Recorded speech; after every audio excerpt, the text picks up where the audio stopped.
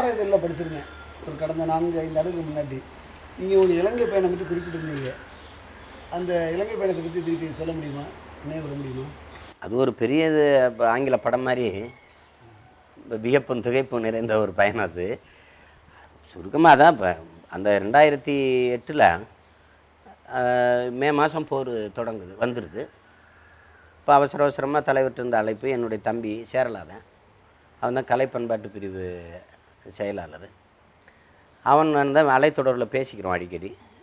போகும்போது ரொம்ப நெருக்கடி. அப்போவே இராணுவம் சுற்றி வளைக்கப்பட்ட ஒரு சூழலில் அப்போ இங்கேருந்து பெங்களூர் போய் எங்கேருந்து போகிறதுங்கிறதே ஒரு கொஞ்ச நாள் திட்டமிட்டான்.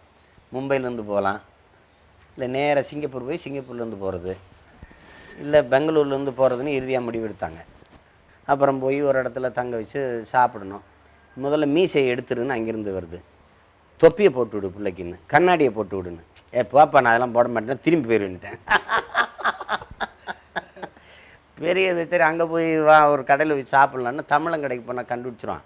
கூகுன்னு வருவான். இது வந்துட்டு பிரச்சனை ஆகிட போகுதுன்னு சிங்களம் கடைக்கு போவோம்னு போகிறோம். அவர் சாப்பிட்றதுக்கு ஏதோ சொல்லியிருக்கிறாரு. சொல்லிட்டு உட்காந்து சாப்பிட்டுருக்கும்போது எல்லா மேசையிலேருந்து என்னையை பார்க்குறது தெரியுது. விரல நீட்டி பேசுகிறேன்னே அவர் பக்கத்தில் வந்துருச்சு. ஆச்சு அண்ணன் இங்கேருந்து சாப்பிட முடியாதுன்னு எந்திரி நமக்கு பிரச்சனை. டக்குன்னு கிளம்பி ஓட்டான். ஓடி போய் ஒரு டொக்கு சந்துக்குள்ளே ஒரு வீட்டில் மாடியில் ஊண்டி பூட்டிட்டு இங்கேயே கடனேன்னு போட்டு போயிட்டாங்க. அவ்வளோதான். 3 நாள் ஒரு ஆளாக அப்படியே உட்காந்துருக்கேன். அவன் தொலைக்காட்சி வச்சுருக்கான், சிங்களத்தில் கராமுறான்னு எதோ போயிட்டுருக்கான். நமக்கு ஒன்றும் புரியல, எதுவுமே வரல.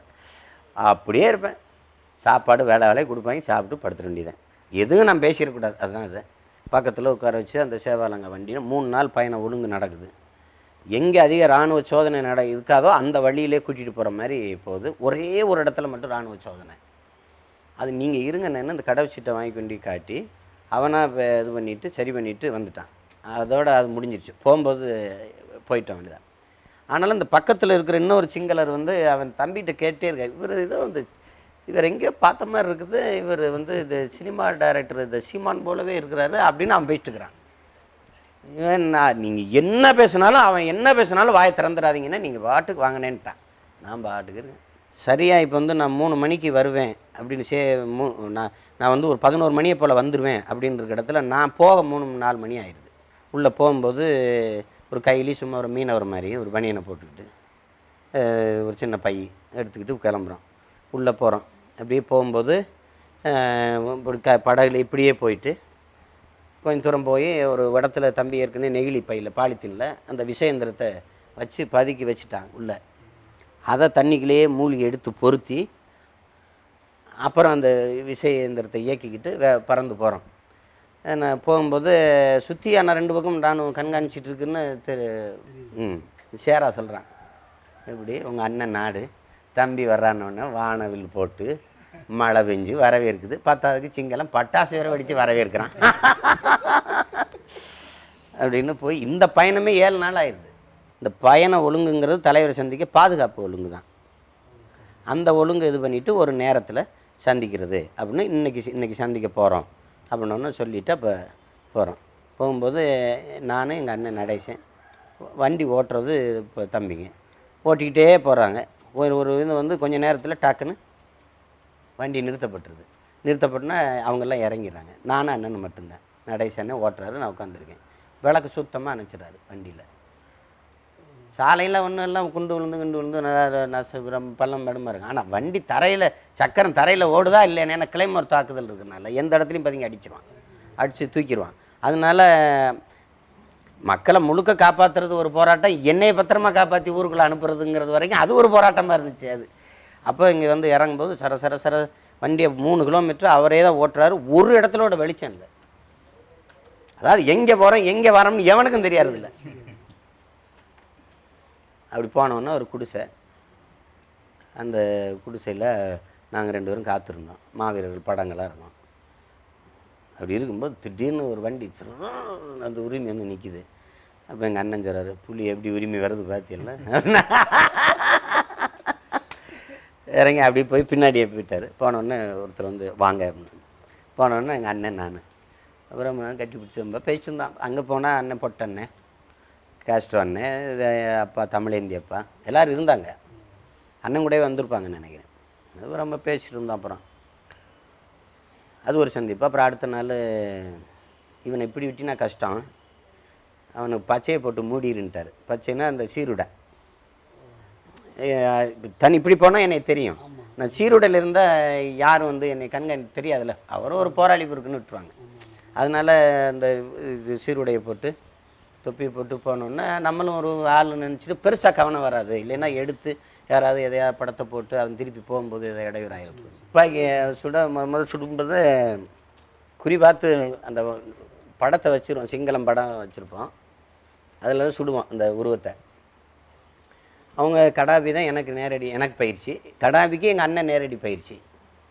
உட்காந்துட்டு சுடுறோம். நாள் சுடும்போது இப்போ அண்ணன் நடேசண்ணன் எல்லோரும் இருக்கிறாங்க, அவங்களும் சுடுறாங்க. நடேசண்ணை சுடும்போது சுடுங்க அப்படிங்கிறாங்க. நான் தலைவரும் பக்கத்தில் நிற்கிறேன். சுடுறாரு. சுட்டோன்னே டம்முன்னு அடித்தோன்னே என்னை பார்த்து, உங்கள் நாட்டு அரசியல் எப்படி, நம்ம நாட்டு அரசியல் எப்படிங்கிற. அவர் அரசியல் பிரிவு தானே, அதனால் உங்கள் நாட்டு அரசியல் எப்படி, நம்ம நாட்டு அரசியல் எப்படி. ஓவியம் வரைவார், இந்த சமைப்பார், சாதாரண ஆள் கிடையாது. அப்போ இந்த இதில் எனக்கு சுடு கடாபி பயிற்சி கொடுத்துட்டே இருக்குது, சுட்டுக்கிட்டே இருக்கேன். நெஞ்சில் மட்டும் பட மாட்டேங்குது, வயிற்றுலேயே அடிக்குது டக்குன்னு. அவர் உட்காந்துட்டே இருந்த ஒரு நாற்காலியில், என்ன பிரச்சனைப்பா அப்படின்னு கேட்குறாரு. அவர்கிட்ட போய், ஒன்றும் இல்லைண்ணே, அண்ணன் விஷயம் வந்து டப்புன்னு அமைக்கிறாருண்ணே, அது தலை கவுந்துக்கிறதுண்ணே.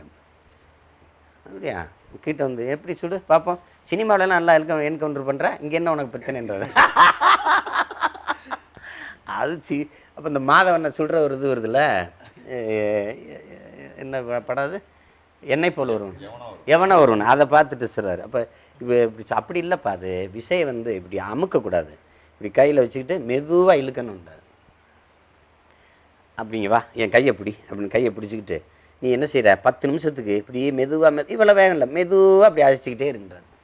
அவர் வாட்டுக்கு இருக்க, நான் அழைச்சிக்கிட்டு, கை வலிக்குதான்னு, வலிக்கும்போது சொல்லு, கை வலிக்குதா அப்படின்னு, வலிக்குது அப்படின்னு, இப்போ கூட அடி அப்படின்னா மெதுவாக அப்படி இழுத்தோன்னா டாக்குன்னு படிக்குது, அவ்வளோதான். அது அந்த விஷயம் வந்து வேகமாக இழுக்கக்கூடாது, மெதுவாக இழுத்தா அதுவே ஓடி போய் அடிக்கும். அப்படி இழுக்கும்போது தலகை வந்துருச்சுன்னா கீழே குறி போயிடும். சாக துணிஞ்சு நிற்கிறவன் எவனோ அவன் தான் தமிழினத்திற்கு தலைமை இருக்க தகுதியை பெறுவான். நீ சாக துணிஞ்சிரு, எல்லாம் உனக்கு சாதாரணமாயிரும். சாக பயந்தவன் தரித்திரமாயிடுவான், சாக துணிஞ்சவன் தான் சரித்திரமாக முடியும். மரணம்ங்கிற ஒன்றுக்கு பயப்படுறனாலேயே இந்த மானுட சமூகம் பல்வேறு பிரச்சனைகளை எதிர்கொள்ளுதுங்கிறார். நான் ரொம்ப தூரம் கஷ்டப்பட்டு வந்துட்டேன், இனிமேல் போகலை, இங்கேயே இருக்கேன் அப்படின்னேன்.